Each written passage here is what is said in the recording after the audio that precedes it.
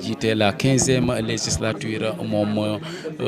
El Malick Ndiaye loolu nag bi mu amee ba noppi ci la clôture li nga xamante ne moom mooy discours am en tant que président de séance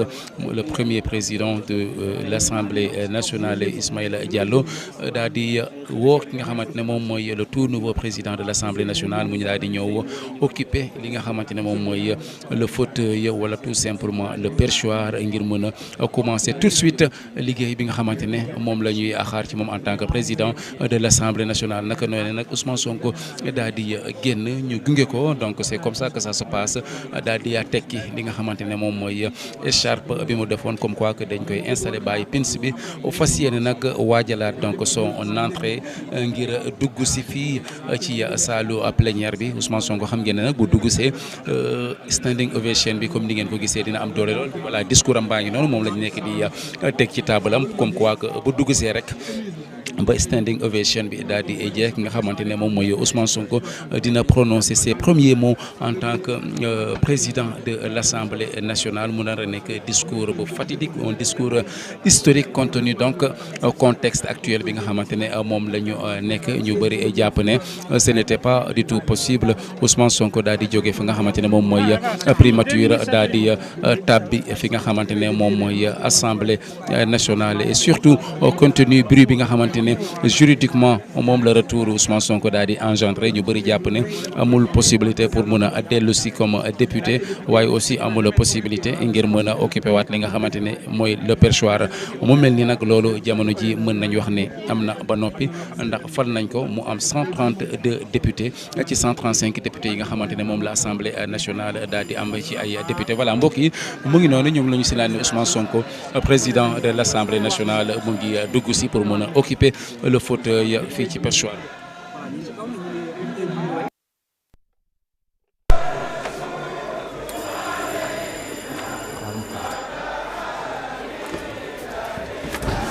Monsieur le Président,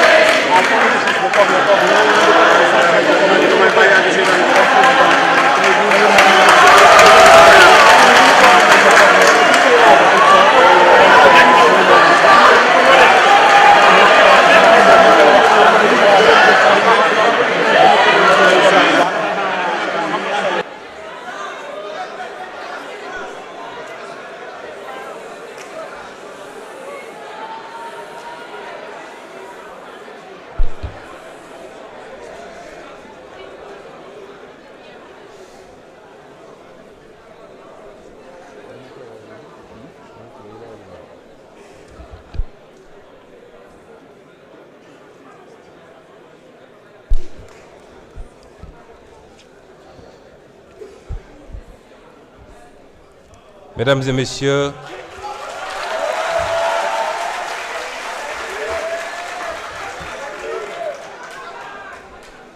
Mesdames et messieurs les honorables députés, Madame le secrétaire d'État chargé d'évacuer les affaires courantes, chers membres du public, avant de vous lire mon discours, vous me permettrez, au nom de la République du Sénégal, une et indivisible,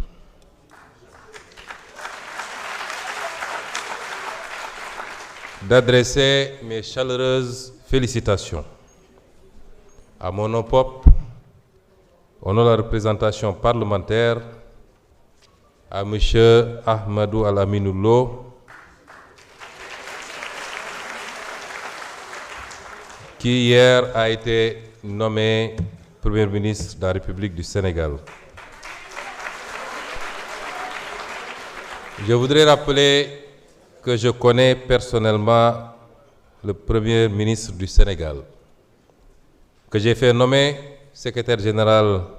du gouvernement rattaché à la primature que je dirigeais, et avec lequel j'ai cheminé pendant 1 an et demi et abattu un travail colossal dans la confection d'abord des référentiels notamment celui du Sénégal 2050, le master plan, le master plan et tous les autres documents relatifs au référentiel. Et je peux témoigner que c'est un travailleur acharné, un homme compétent, un homme dévoué.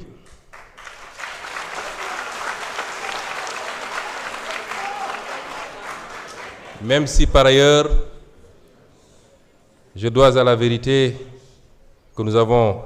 certaines divergences sur certaines questions,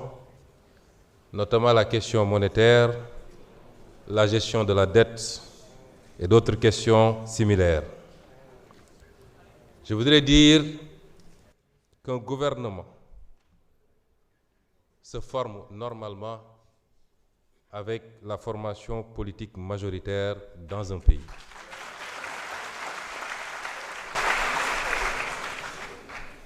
Notre formation politique n'a pas été associée aux consultations qui ont conduit à la nomination d'un Premier ministre. Elle n'est pas associée à ce jour aux consultations pour la formation d'un gouvernement et par conséquent, je voudrais dire qu'on ne peut pas faire du PASTEF sans PASTEF.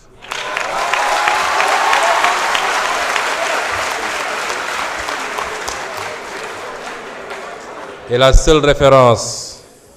du socle PASTEF dans un discours ne confère pas légitimité du parti PASTEF. Je voudrais rappeler que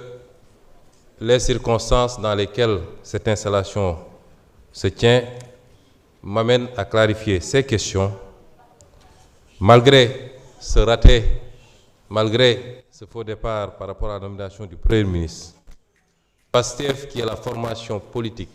et c'est inédit dans les annales politiques de ce pays et peut-être du monde, qui est la formation politique à la fois majoritaire dans l'opposition et au pouvoir, reste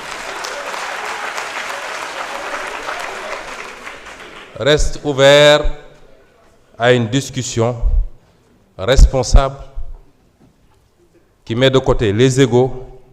pour trouver les voies et moyens d'une gouvernance apaisée et terminer ce mandat dans les meilleures conditions. Et cette discussion ne se fera pas autour des hommes et des femmes.